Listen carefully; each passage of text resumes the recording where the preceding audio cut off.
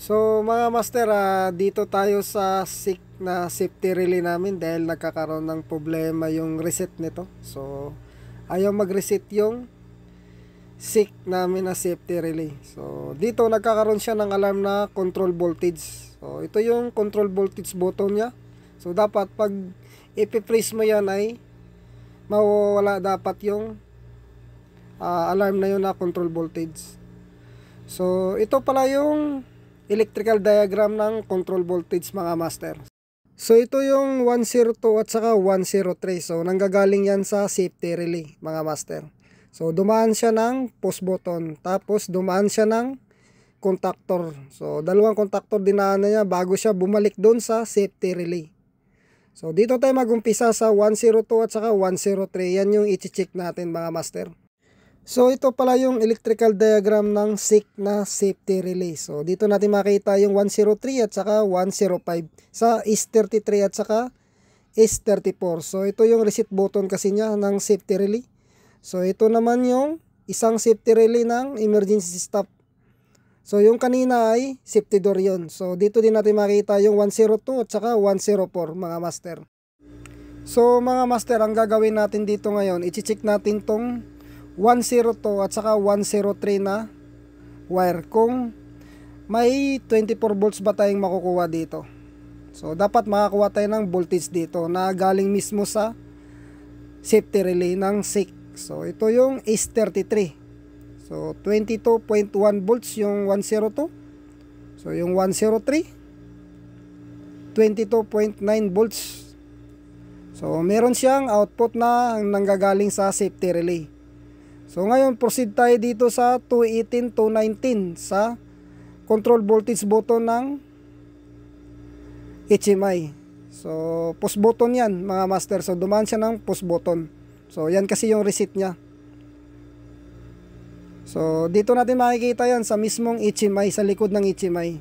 So ngayon naka push na yung push button natin. So ang i-check natin dito yung 218 na wire at saka 219 na wire kung may voltage ba tayong makukuha. So 21.9 volts, 219, 22.8 volts. So meron siyang output. So ibig sabihin goods yung push button natin. So walang problema sa push button. So ngayon proceed tayo dito sa 17K3 na contactor at saka 19K3 na contactor.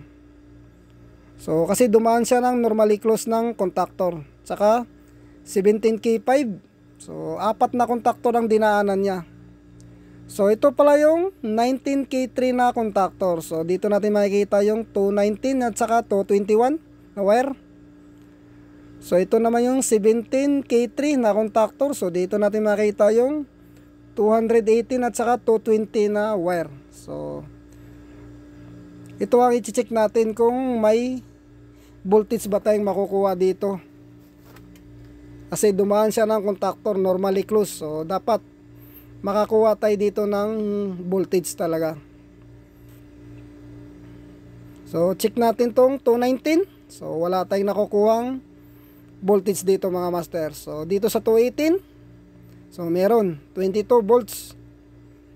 So sa 220, so 21.9 volts. So dito nagkakaproblema mga master sa 219 na wire. So walang voltage na napunta dito sa 19K3 na contactor. So dito nagkakaroon ng problema.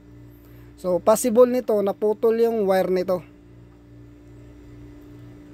So ngayon mga master, ang gagawin ko dito, papalitan ko siya ng wire.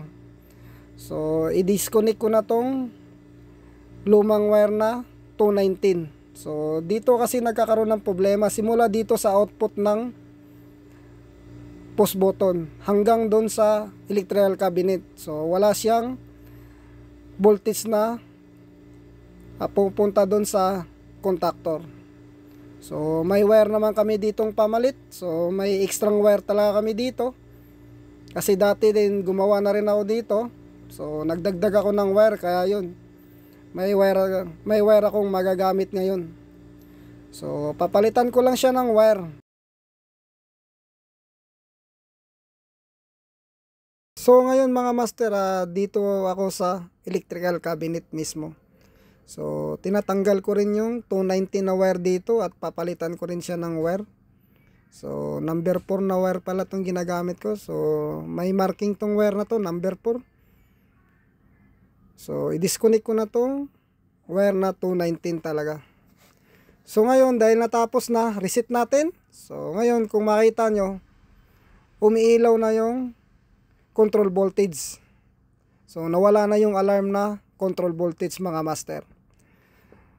So ngayon i-start natin yung machine. So ayun, kung makita nyo, umaandar na yung machine ng automatic. So kanina kasi mga master, hindi umiilaw yung key 1 at saka key 2 dito sa kabila. Pati yung key 1 dito sa kabila. Dahil nga, hindi nagre-reset yung mismong safety relay. May reset kasi yan. So okay naman yung S11 saka S12 niya at saka S21 at saka S22. So walang problema sa emergency stop at saka safety door. So reset button lang problema.